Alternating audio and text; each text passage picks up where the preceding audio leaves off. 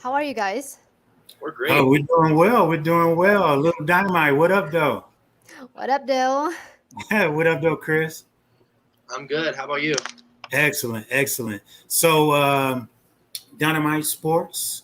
I'm here at Dynamite. We put the in sports. I'm coming to you from our Detroit, Michigan, home of StockX, Sneakerheads Stand Up, Dynamite Sports TV.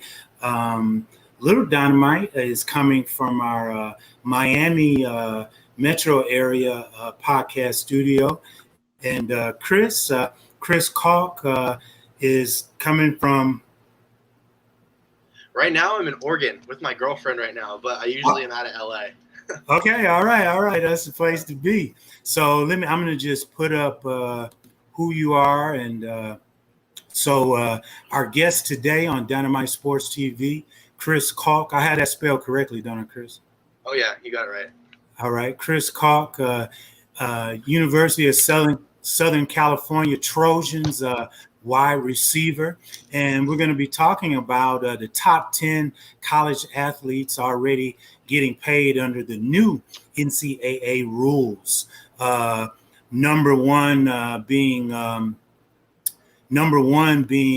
with a $2 million endorsement deal, incoming college freshman Hersey Miller, the son of Master P.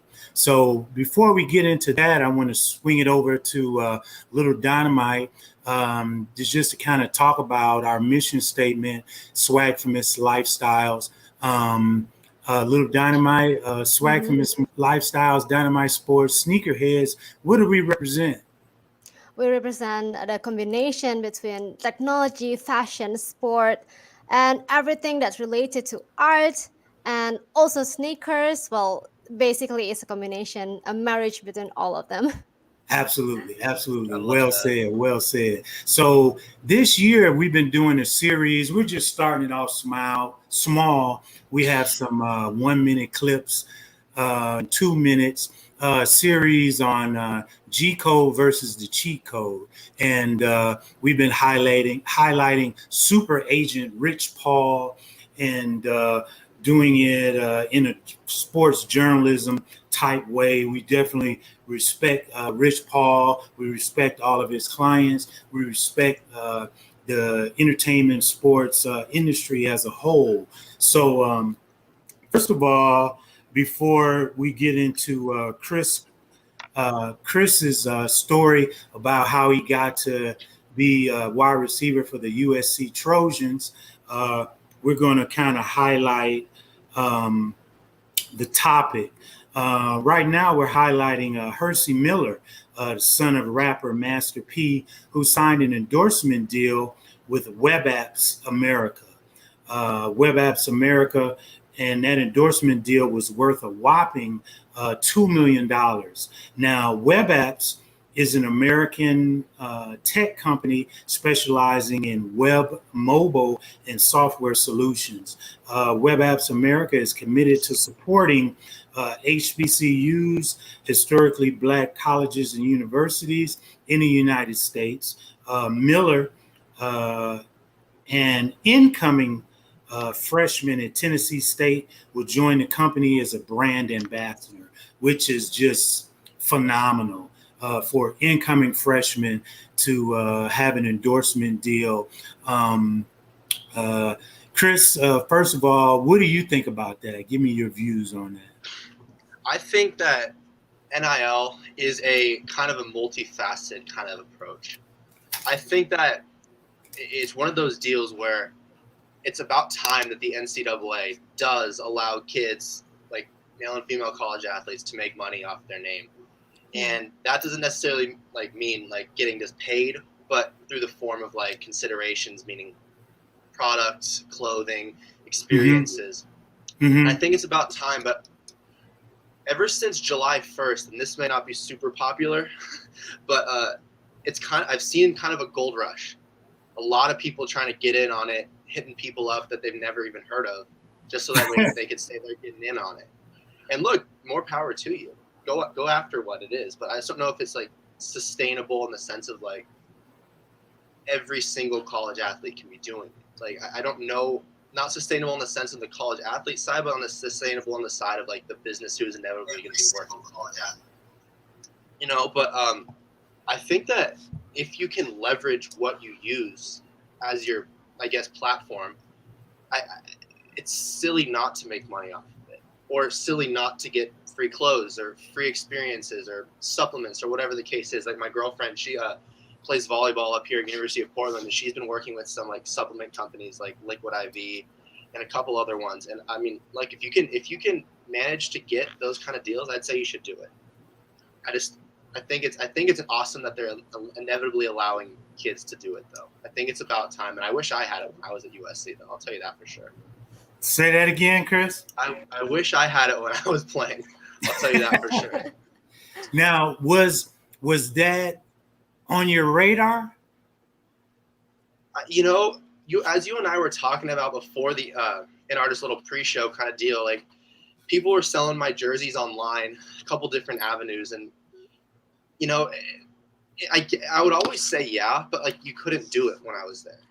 I would always be like wanting to say if Lululemon or like ASRV or Legends or whoever it was, I wouldn't have like sought out like brand ambassadorship, so to speak. I would have sought out these companies that I liked wearing or liked using and said, hey, I play at SC. You guys are going to get eyes on you. I'll wear them to class. I'll wear them after practice when I'm running routes. I'll wear them after games. I'll wear them before practice if you guys want. But if you guys do that once or twice a quarter, send me some free clothes or whatever the case may be, I'll definitely work with that. I wouldn't have necessarily sought out like, oh, let me post this for this person or let me post that for that person, because at that point it becomes like just kind of throwing your name out there. And I'm not super, super keen on that just for myself. Some people love it. I'm not just that kind of person, though. But yeah, I definitely would have had it. See, I would love it. I heard the word definitely. And this is a good time. I mean, you know, I can remember being from Detroit, rooting for the Fab Five. Like now, little DYNMYT and I have done stories on LaMelo Ball and the Ball brothers and LeVar Ball. We got more stories coming up on LiAngelo Ball, who's balling out of control in Vegas right now. His name is ringing bells up and down the strip. His name is ringing bells on every major platform.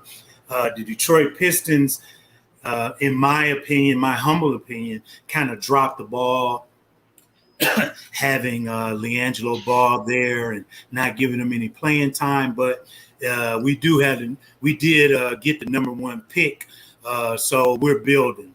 I saw your jersey online. One price I saw for $89, $89.99. Yeah, and that's been like that for like 3 years ago. What kind of prices did you see? And how did that make you feel to walk into a shopping mall or a USC store and see rows and rows of your jersey with these price tags? Give me numbers and give me feelings. It was more I would see it online. I don't think they ever sold my jersey in the bookstore unless like they had it in there right when the season started, like with the other kid who was wearing number 41 too on the defense. But I don't know. Like it was cool. Like I'm not gonna lie to you. Like I wasn't like as mad. I'm not gonna lie to you. I wasn't mad. But when I saw it, I was like, damn, that's kind of cool. I'm really playing at USC and they're selling my jersey. Some like whatever company, I don't know what it is or who it was, but someone's like, damn, let's make a Chris Caulk jersey. And I thought that was dope. I thought that was really cool. So I wasn't really mad. I really wasn't mad. I thought it was just one of the cooler things. And it was one of those deals where it was like a cherry on top after all the hard work that you take to get to USC. And well, I'll tell you a little bit about my story coming up, but like it was a lot of adversity and like over the course of like 3 really hard years. And it was just consistent like roadblock after roadblock and all those things, and then inevitably getting to that point when you make the roster. And then not too long after, you see your name on the website. And next thing you know, oh, people are selling your jerseys. And next thing you know, you've got a Google Knowledge panel. It's really cool. And it's really cool see how it grows. So I wouldn't say I was mad. I was like, damn, if they're selling my jersey, making money off my jersey, might as well I need to get verified at this point. but I haven't gotten there yet. But no, it was cool. So it's kind of like, our series that Little Dynamite and I are doing, Dynamite Sports, we have a series and we're going to be doing it all year long. And it's the G code versus the cheat code. Mm-hmm. And if you look at it, the NCAA and the industry had you, the sports entertainment industry, athletic industry, had you under the G code. And you were kind of under silent. It was like, don't ask, don't tell. Mm-hmm. So Yeah. Little Dynamite, just kind of pitch out the definition of what the G code is. Well, basically, G code is an unwritten rule of the street. Like, if you want to get respected, you have to respect, and then no snitching, no testifying, all kind of stuff. But it kind of sounds like you have to know the rules by itself, as so that you're not getting, punked by others. And that's the thing, because they weren't punking you. They were giving you an opportunity, but at the same time, it's like a stiff arm. You know what I mean? It's like a who has a good stiff arm? Seattle, Oakland. You know what I'm talking about? Oh, Marshawn. Marshawn Lynch. It's kind of like they coming through, even though they like run behind me, but they're like blocking people out of the way. They're beast moding the whole game, and now it's not like that. Now you can use the cheat code. NCAA players can use the cheat code to really come up. And Little Dynamite, kind of talk about what the cheat code is. Well, basically, cheat code, even though it's the same, we're using the same term code, but this cheat code is basically, we took it from a video game. If you play games, you should know the Nintendo cheat code, up, up, down, down, A, B. Basically, you have to know the nook and crannies or what to do to get to the next level. Yeah, to get to the next level, to get more points, to get more life, extra life, and, well, basically, to get yourself ahead of the game. Can I interject on one of the? Can I interject on that too? Yes. Mm-hmm. One thing that I think is imperative to this whole NIL situation is financial literacy courses. Within the program, within this more than likely within this program, like within football. My girlfriend plays volleyball, like basketball, baseball, whatever the case is.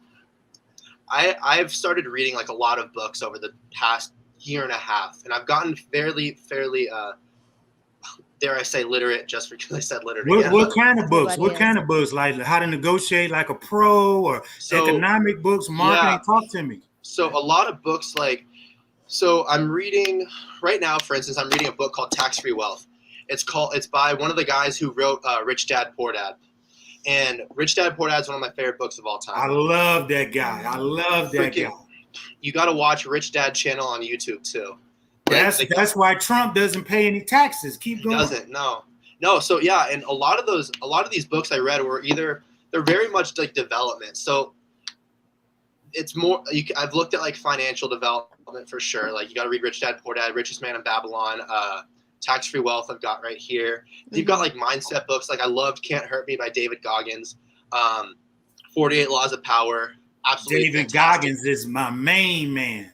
Love David Goggins. Yeah. Oh, I love David him. Goggins. And then then you read about books like venture capital books like 0 to 1 by Peter Thiel. Absolutely love that book. But like the ones that I think are super impactful for kids, or at least college age individuals, are going to be the ones that teach you how to save, and not just as soon as you get a check, it goes out the window. Right. You're not throwing money out of a helicopter. What you got to do is you got to set it up, like in a sense, because you can hear varying takes on this, because books like The Richest Man in Babylon say you need to put away 10% of your money. Rich Dad Poor Dad, I think, is a third. 10X rule by Grant Cardone says to 40, and if you can justify more, you can. But if you can put away a certain amount that you just don't touch, and it goes into an investment account, that's more financially literate than anything you could be doing in the interim, because you're basically using your wealth as an asset. You're creating wealth through more, like in spending it on wealth and creating wealth and buying assets and buying things and making money, as opposed to taking it and spending it on whatever you may or may not be spending it, or just keeping it in a savings account. Because I think the last I checked, it was that in order for your money to double in a savings account, I think it would be 849 years before it did that. Oof. So Whoa. Yeah. So it's a cheat code in effect. Basically. Yeah. Keep Yeah. Yeah. going. Yeah. Keep going. So I think so when I was going into my last year at SC, there's this one coach who was a special teams coach there. He had this thing called academic game plan, and he kind of talked about it a little bit, but I would imagine that USC was in the very, very slim minority that talked about that. But what needs to happen, at least as far as I'm concerned, is they need to teach kids like what makes money, what doesn't, how to spend, and how not to spend. Because just whether you like it or not, like 2/3 of the NBA will go broke within 5 years after they're done. Like there's a Say documentary. that one more time. Could you say that one more time? Yeah, 2/3 of the NBA will go broke 5 years after they're done. And the reason why, there's this one documentary that ESPN did about 7 or 8 years ago called Broke, and it talks about that. And if you're not financially wise with your money, it's not gonna stick around. Like it's just not. And that's one of the things that a lot of kids, especially who are younger, need. Like that's why these institutions need to put it in place. Like that's just my take on it. It needs to happen, and they need to do it pretty damn quickly because kids are starting to make money. Question. Can I ask Yeah. some question? It means that you're already in that kind of system. Like you know how to save your money and then make sure that that money is it becomes your how do I say it? It's like a deposit that will give you even more money in return. Like Yeah. it will give you interest and benefits at the end.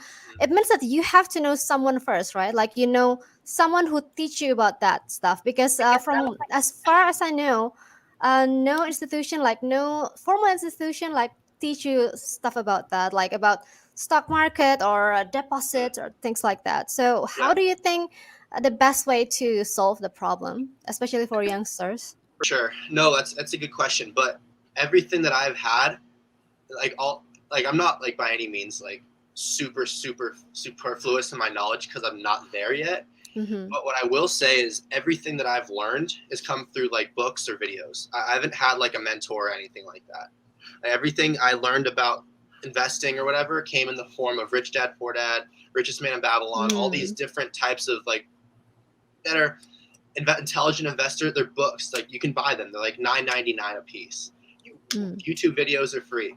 Like you can do it.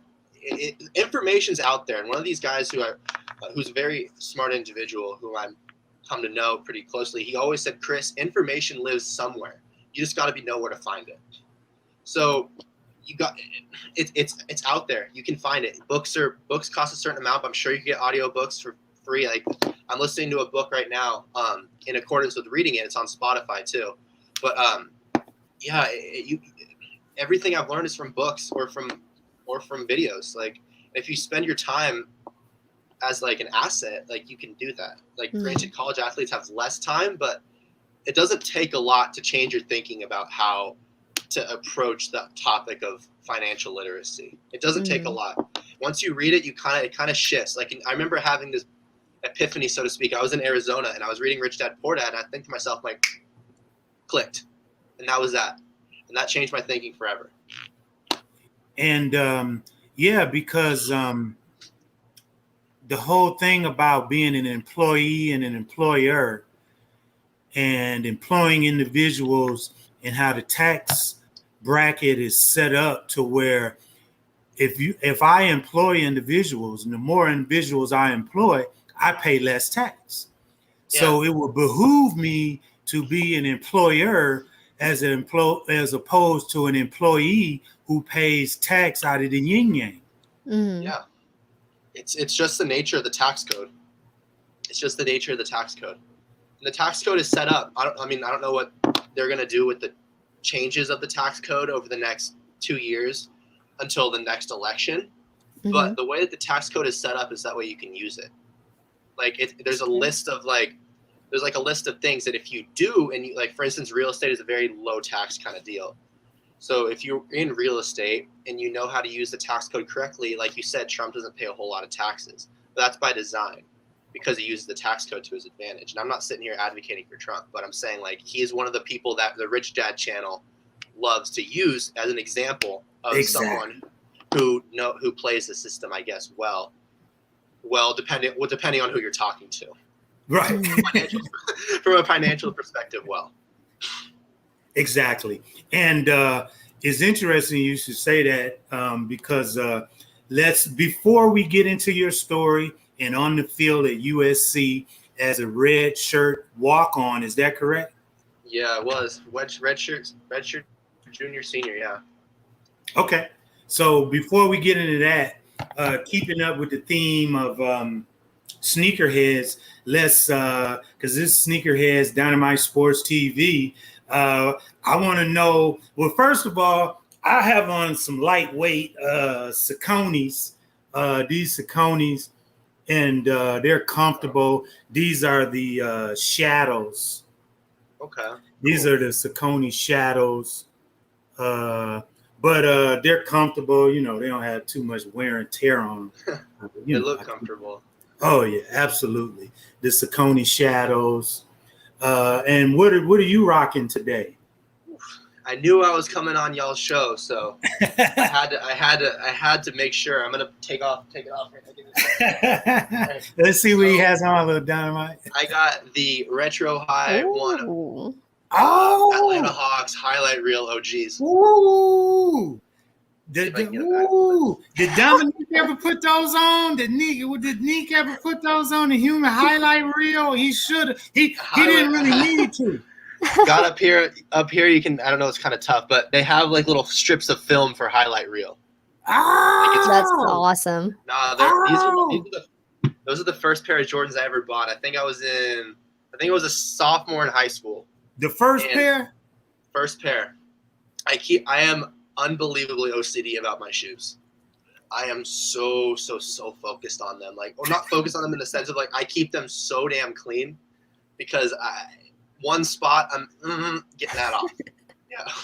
And then the same way, or like with my Yeezys, I'll like throw them in the washing machine on cold water when I'm done.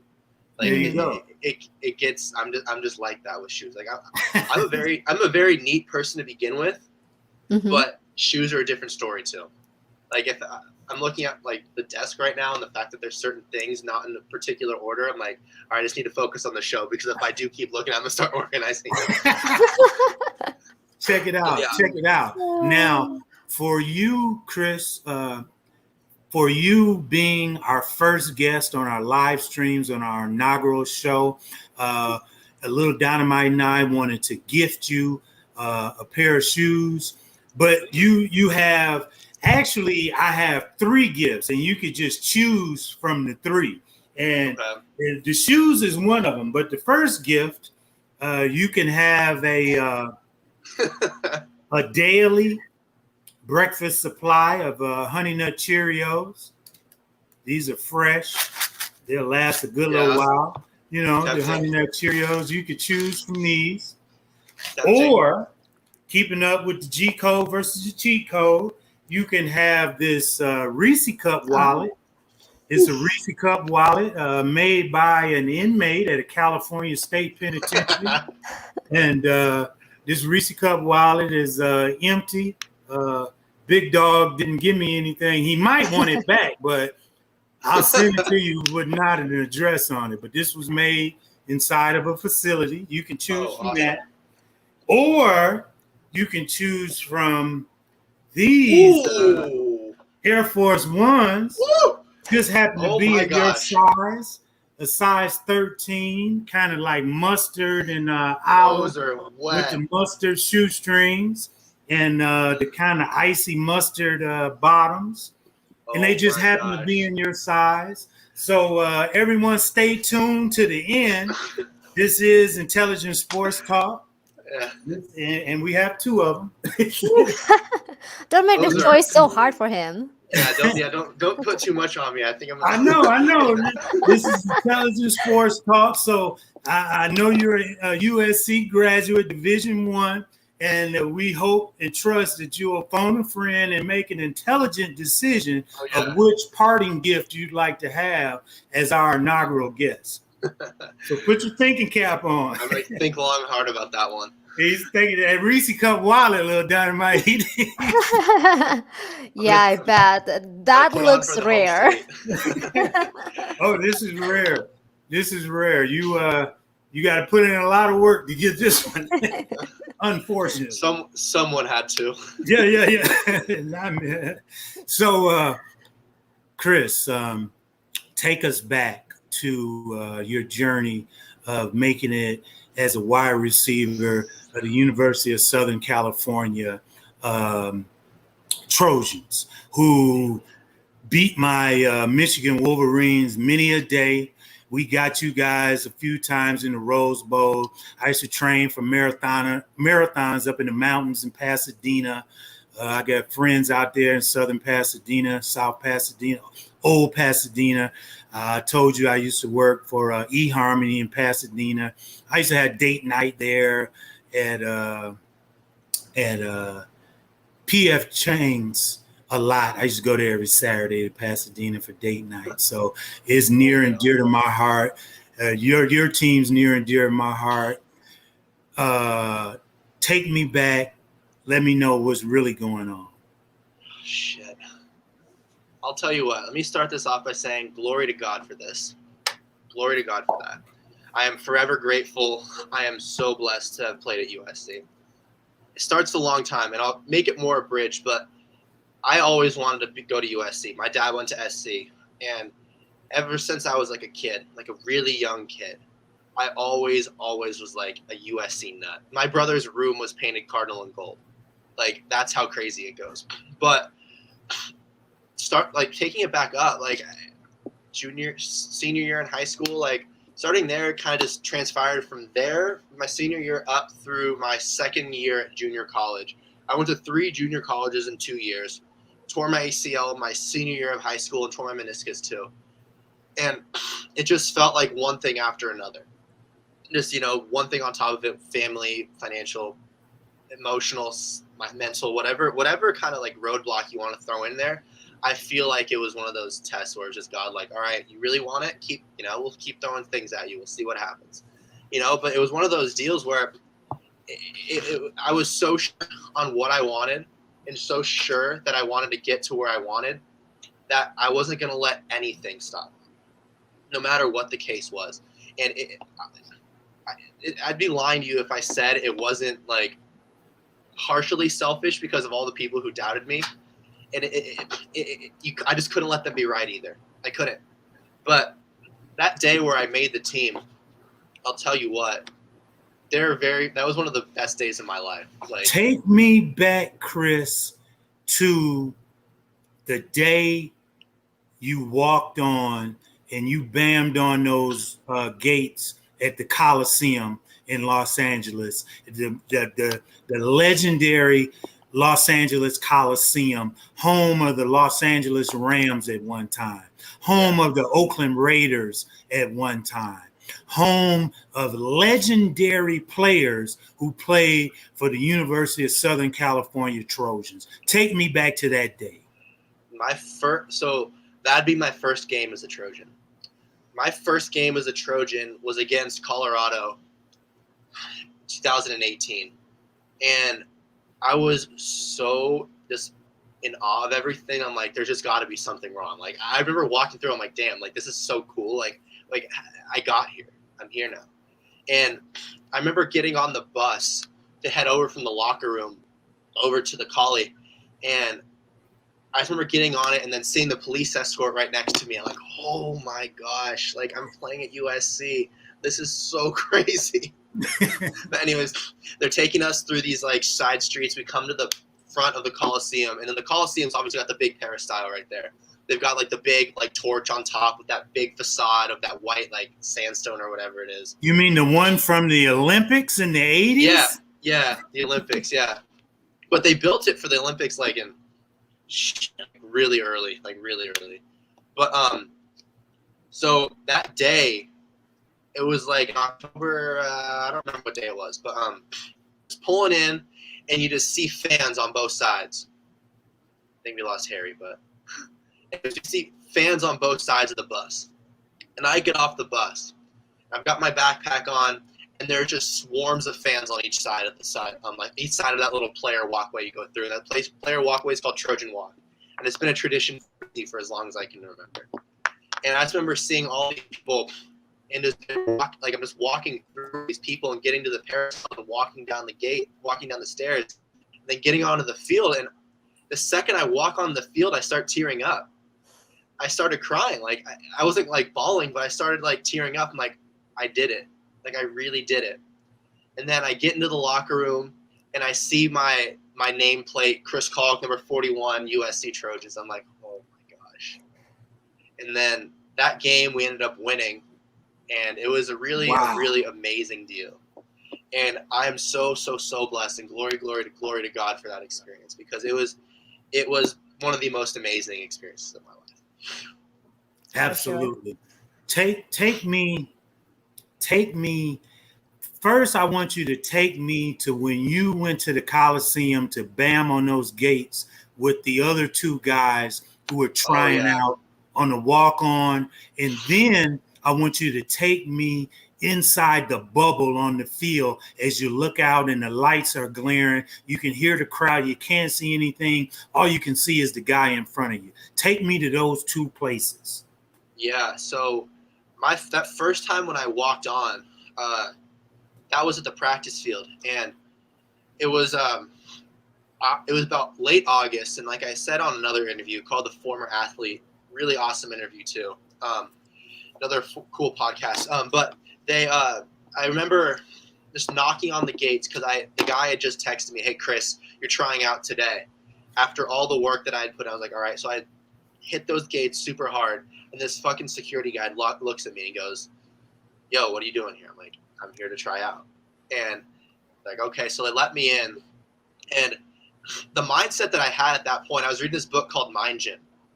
And I'm going to try and keep my expletives to a minimum. But the second that I saw those two other kids who I was trying out with, both of which ended up becoming really good friends of mine, they brought all three of us on because like I mentioned, like one of the kids played De La Salle, which is like a crazy high school in the Bay Area. They're like unbelievably good. Another one's from a big OC program, Orange County football program, and they saw all three of us could ball. So like, all right, there's a spot for each of you guys because like y'all can seriously play. But anyway, so I remember looking at these kids and I'm thinking to myself like, F these mother effers. They're not going to stand in my way. And I'm sitting there thinking to myself, F the competition. And I'm over by myself. These kids are like beginning to talk amongst themselves and blah, blah, blah, blah, blah. But I'm over like warming up and this. I'm like, these motherfuckers are not going to stand in my way because I worked too damn hard to get here. But yeah. So is that? So basically, yeah. And as that kind of came out, they tried us out after a practice. So after one of the last practices, they tried us out. And what they basically had us do is the strength coach took us through like a little workout. So they set up like bags and stuff like that, and they did agility drills, and then, just did that kind of stuff. And, you show you're an athlete, you show you're competent, you show you can hang at USC. And then you finish through the line. I was finishing like 15 yards through the line after it because I wanted to like, I was like 215, 220, and I didn't want to like break down and do all that shit. So I was like, I'm just going to finish through the line, make it look good. Anyway, so they said, all right, it's time to run routes. And I was like, all right, it's time to really create some distance right now because that's all I really do. Like I run routes, I catch passes. Like that is all that I did. And I know these other kids were like linebackers or whatever. I'm like, okay, it's time to show them up. So what happens is they start getting into route running and I give them a couple of head fakes. And I didn't run as well as I thought I could have or my potential would have. But I was like, look, if I can put myself in the position where I'm the one that they bring out of this group, I'll be straight. That'll be that. But, those 4 days after of when they said they were going to text me, but they hadn't yet, were the most like stressful days of my entire life up until that point. Like, granted, I'd gone through a lot of adversity to get there. And like, there's a lot of like angst and like just in your stomach of when shit's not going your way. Right. It's like, shit. Like, and I'm not sure, like I'm a Bible nut. So like the book of Job really comes to my mind when I think about that kind of stuff. But like, it's just one thing after another. And you just feel like really like, damn, when am I going to catch a break? But those 3 days, I swear, like I was on pins and needles those 3 days. I've never been so like stressed in my entire life. But that day when they brought me, that day next to me, I'll tell you what, that was one of the best days of my life. So one of the best days. Absolutely. I've told that story a couple times, but I was at dinner with my brother and my dad in this drive-through in Orange County. He texted me. As I'm getting the text, I just touch it because I didn't even think twice about it. I didn't even think twice about like wanting to like, holy shit, this is the message like I've been waiting for. I like my mind just went, all right, read it, Chris. And I touched it before I even think and skimmed it. I didn't even read it what it said. And I saw we want to welcome you to the team, and I just went ape shit. But yeah, Wow. then to the other point of like that, I think the like being on like in the bubble, so to speak, like my experiences, what got me to play at USC was those experience, that game in high school where that bubble kind of surrounded me, so to speak. And I don't know if it was like an illusion just from the lights that I was like the lights from the school or whatever it was, but no matter how you break it down, like you're absolutely right. Like there was a bubble that I was in, and I'm sitting there looking, I'm like, holy shit, I can't see anybody except for the person in front of me. And that was the method by which I'm like, I can't be done with this. Like I know I have a torn ACL and a torn meniscus, but there's just no way I can be done with this. Like I can still ball, and this feeling in my gut of just competition and knowing that I can do more, I would go the rest of my life miserable knowing if I didn't do it. And that's part of the thing, like too, like you just got to go after your dreams, and that's just the long and the short of it. Like that's how part of my thing that I want to help in my like purpose is help kids and talk to them, and through my platform as inevitably increases and whatever, and and my business career and my like whatever, and just help people go all around the world, and then help kids who may or may not have seen similar things that I have. And then like help them if they're getting bullied or made fun of for wanting to have big dreams. Like I want to like impart that knowledge on the people. Like you can do it. Like there isn't a thing in this world that you can't do when you put your mind to it. And I am living proof of that. So that kind of situation, you have these kind of experiences. You have these experiences in your life, like whether they just be isolated or a continual pattern of experiences that kind of change you. And one of those things that set my course for USC was that night in high school where I felt like I was in a bubble. I was really in a bubble. It felt like it was just myself and the man in front of me. And it was really one of those things where God's like, all right, here's a start. Granted, I had no freaking idea how I was going to get there. And I didn't even know how I was going to get there until, shit, guys, I got accepted to USC in June or July of that month or that year, and then I walked on in August. It wasn't until like August, it was like August like 10th or something that I finally got in with the program at USC, like my first meeting. In my first meeting, they said you can walk on in the spring, but fall's off the table. I was like, all right, whatever. Spring's fine with me. But then they texted me 2 weeks later, like, hey, you want to come walk on? I was like, shit, yeah, let's fucking go. Who was the coach at that time? Coach Helton is still the head coach, and he was my head coach for all my time at USC. And a lot of people give him a negative rep, but I have nothing but good things to say about Coach Helton. I have nothing but good things to say about him. He helped me make my dream come true. He's an amazing guy. And I think that once the chips fall this year, I think they're going to have a really awesome season. And all that fire Helton nonsense that I keep hearing is going to disappear. I agree. Dude, you know how I knew USC was really big, though? Obviously you grow up as a USC fan. You know how big it is. And you hear, like, Colin Cowherd talk about, like, oh, top 4 programs, USC, Alabama, Oklahoma, and Ohio State. You hear those, and then Michigan's obviously thrown in there, too. But it's like that and Ohio State. I knew that USC was massive when my last game, my first year, some donor bought like one of those strips that they fly in the sky behind a plane, and it said Fire Helton around the Coliseum when we were playing Notre Dame. I'm getting off the bus, and I'm looking at this freaking plane flying around this freaking stadium, and it's Fire Helton the entire time. I'm just floored. I'm like, oh my gosh, this is huge. I was like, the world. It's crazy because one of my favorite coaches is Pete Carroll, even though he blew that Super Bowl. But I love the razzle dazzle offense, the razzle dazzle style of Pete Carroll and some of the other coaches of USC history. Pete Carroll, by far, he was the head coach when I was a kid. I was watching USC. When I was a kid, it was Matt Leinart, Reggie Bush, Lendale White, Dwayne Jarrett, Steve Smith, and shit. Actually, my position coach at SC, Kerry Colbert, was a receiver when I was there, or when I was watching it, and he ended up being my position coach, which was one of the coolest things ever too. Wow. But at that same time, they need to give Reggie his Heisman back. Now that NIL is all set, back to the conversation of NIL a little bit, they need to get that man his Heisman back. Like, that's just my opinion. Like, I think that if everyone's can make money on it now, the NCAA is like, what's the difference? It's statute of limitations. Like, the USC has him allowed back, and when Reggie was allowed back on campus, it was for the Utah game, and that was the first time that he had since he'd been like banished from campus. And that was my last year as a Trojan. He was banished because he allegedly broke the G code and the cheat code that little DYNMYT and I were talking about. Allegedly, him or someone in his family may have took a gift from an alumni or endorsement what's the short of it?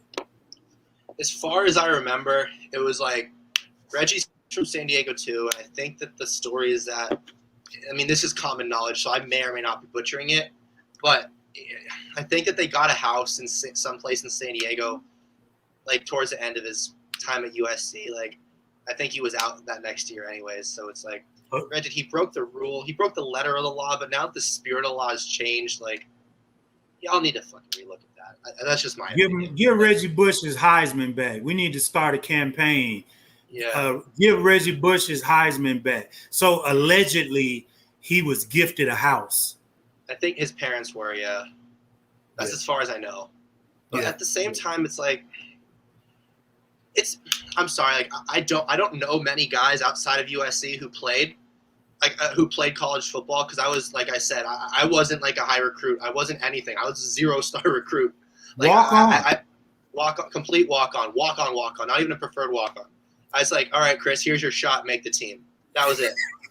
But and that's the thing about it. Like, and that's all I needed too. That's all I needed. But the thing that I'm gonna touch on is that I didn't go to the camps. I didn't know many people, so I didn't like have relationship with guys who played at Bama or Clemson or Ohio State or anything like that. But there's like I can say without a shadow of a doubt that people are making money.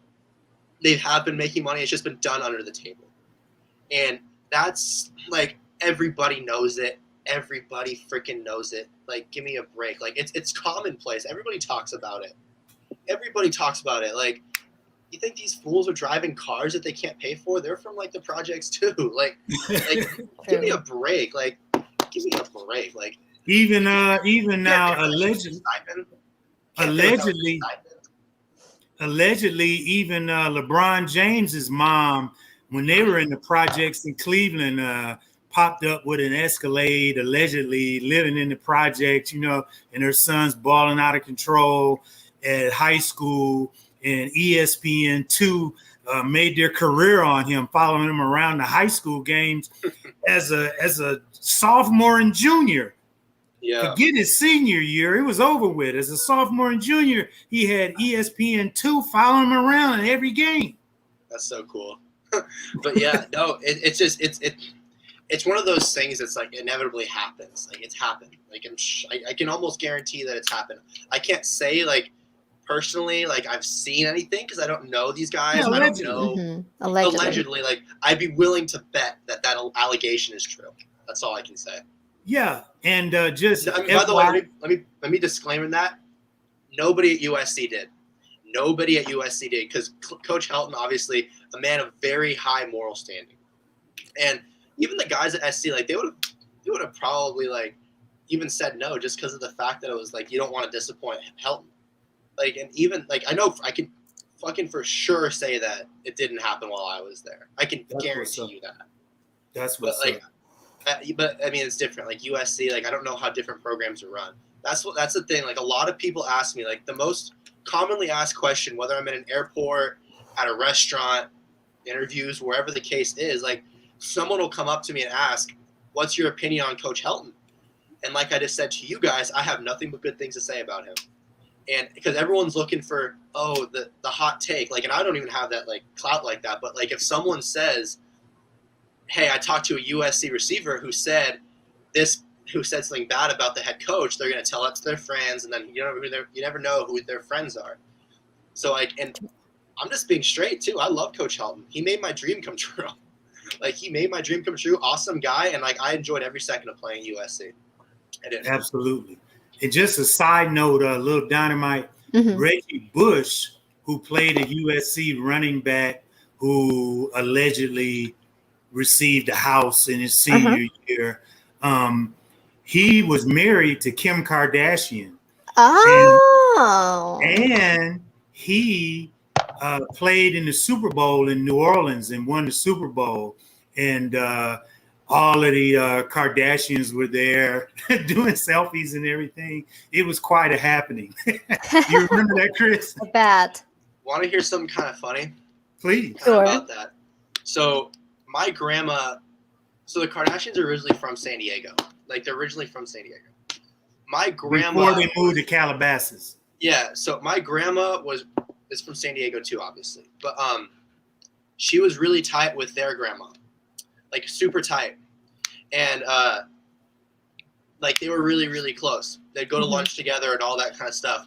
So when Reggie got drafted by the Saints, they sent me, or they had Reggie sign a picture of him jumping into the end zone for me to Chris from Reggie Bush of his first NFL touchdown. And they sent me a Super Bowl shirt too. Like, from like the Super Bowl, like when they won the Super Bowl, it was like 5 sizes too big for me, but it was still the coolest thing. That's so cool. So yeah, that's how I got plugged through the Kardashians. That's funny. That's crazy. Yeah. Let's yeah, that was cool. Let's kind of highlight the some of the top 10 players. And again, if you just joined us, we're here with guests Chris Caulk and Little DYNMYT. I'm Harry DYNMYT. Chris Caulk, USC Trojans wide receiver. He's an alumni. And we're talking about the top 10 college athletes already getting paid under new NCAA rules. Number one being a $2 million endorsement deal, incoming college freshman Hersey Miller, who just happens to be the son of Master P. Also, the first players to get an endorsement deal, the first athletes to take advantage of the new NCAA rules were Fresno State basketball players Hannah and Haley Cavender, who have become famous on TikTok. Also, let me just highlight some more. Also, Nicholas Petit Frere. I may be messing his name up, but Nicholas Petit is probably French. Nicholas Petit Frere is from Ohio State, and he said on Twitter, I'm proud to announce that I have officially signed an endorsement deal with the recruiting technology company Flix CV. And he has his press release on there. Also, Mackenzie Milton, Florida State football, and De'Eric, Miami football. History has made his Twitter post. History has made Inc. first. History has made College Hunks first NCAA student athlete endorsement deal in history at 12:01 on July 1st, 2021. So all this is new, and we were highlighting the top 10 players. So this happened at 12:01 on July 1st, 2021. So proud of this guy. Also, Jared Butler, Baylor's men basketball. His Twitter said, request any shout out, birthday wishes, motivational speeches, anything on my cameo from a national champ. Check out my cameo, Jared Butler. And you see, he's sending out SOS for the bag. He like get me on your radar. Jordan. It's interesting. Like that's what remember we were just talking about this earlier. It's kind of a gold rush. Everyone like July 1st, 12:01. 12:01. That's when it went into effect that day. So I think it's like I said, it's a gold rush. I think it's a gold rush. I don't know how long it lasts, but I think it is. Troy Knox from Arkansas football, he tweeted, "We're so excited to be partnering with Arkansas wide receiver Trey Knox. We do anything for pets, and Trey will do anything for his pups." So that's the direction he's going in. Lexi Sun, Nebraska women's volleyball, her tweet, "Hey, hi friends. So excited to introduce to you the Sunny Crew. I've been working on this fun/happy little project for some time now. I'm stoked. I got to share it with y'all. Shop our new crew by going to, and sales start tonight at midnight." It's a gold rush. And the last one, Antoine Owens, Jackson State football. Owens inked a deal with Three Kings Grooming, a family black-owned hair product business. A midnight announcement from a New York City hotel. The announcement cemented the Jackson State Division defensive end as one of the first collegiate athletes ever to sign an endorsement deal. 4 other Jackson State players also signed deals with the same company. You know, Deion's in their primes trying to get them Jackson State to be popping. Oh yeah, Deion Sanders. Yeah. Oh my God, that's my main man. Deion Sanders. That's the player of the decade. You wouldn't even throw to that side. They wouldn't even throw to his side. He would pick 6 and go down the thing. Then he would go on offense and play wide receiver. What do you think about that? Those two-way players. I think that I think it happens more. Like the last person I can think of remember doing that was Adoree at USC. Adoree Jackson played DB, and then he played. He was on kick return, and I think he was like slot receiver every now and then. But like, shit, I think it's impressive, but I think it's also think it's ballsy. It's really ballsy. The one thing that I did see keeping up with the G code versus the cheat code was Deion was coaching and somebody stole his wallet out of the locker room. He would start coaching at Jackson State, and I was just ashamed, but everybody got their head right now because it's a big dog in the house and you got to learn how to act right. You can't be stealing puppy chow out of the big dog's bowl. No. Yeah, but he got him right. He got him right. Sure. It came up the same day. They stole his car keys and his wallet. I couldn't even imagine that. Like, I've seen guys get in trouble for so much less. Could you imagine if you stole the head coach's wallet and keys? No. Oh my gosh. No. There was just one kid. I'm gonna keep everything super general, but he missed like a game or missed like the fall game. But what they made him do is they made him for 2 weeks. USC's got a really big practice facility. Like I'd say it's about 180, 200 yards from the pool, which is like the far end zone, to like the other side of the turf field. And like it goes like there's the turf field is like perpendicular to the football field. So it goes like right up onto it too. They made him roll from the pool all the way to the freaking other side, back and forth for 2 weeks straight. Because, like, you don't miss shit. Like, you don't do that kind of stuff. Like, what do you expect? Like, what do you expect? Like, and you know what you call that? Punishment. You call that a lesson in fundamentals. Exactly. No, you don't miss shit. Like, you just don't. You don't steal the head coach's wallet. Clever. You don't miss shit. Like, so, with that said, we're going to wrap up. We're coming up on 55 minutes in. I'm going to touch base with you offline to get an address to send your parting gift for being our inaugural guest on our live stream. So you haven't even heard what choice I made yet, though. The offer still stands. We got the choices. You can choose either these Honey Nut Cheerios. It's a daily breakfast supply. A Honey Nut Cheerios is fresh too. I just got these today. Or this came the hard way. This you had to put in some work to get this. A Reese Cup wallet from a California state federal penitentiary. And just so happened he's on 0 right now. He was on 0 when we acquired it, but we still acquired it.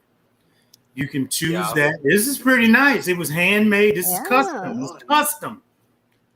Or, Chris, you can choose to have these Air Force Ones in your size 13. Those are so clean. I'm going to have to go with the shoes. You're going to go with the shoes? Okay. I'm going to go with the shoes. You're missing out so much. I know. I can appreciate the craftsmanship in the wall, and whoever made that, shout out to them. But I think I'm going to have to go with the shoes.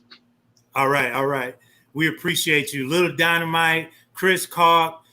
We look forward to doing a part 2 in southern Miami. Come down to the podcast studio where Little DYNMYT is. I'll be there. You come through, bring your crew. There'll be more shoes. There'll be more fun. There'll be more excitement. I'm all about it. There you go. Let's do it. Let's go do it. Appreciate you. In parting, I'd just like to say, what up, though, Little DYNMYT?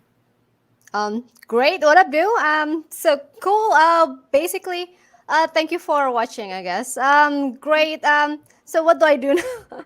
No, you're good. We're gonna log off. You stay, Little DYNMYT. You stay beautiful. We got some sports journalism topics coming up for you, Chris. I'm gonna touch base with you so that I can send you this package. Sounds good. Thank you guys for having me on. Thank you. Absolutely. Thanks for it. All right. Harry DYNMYT, DYNMYT Sports. We put the in sports.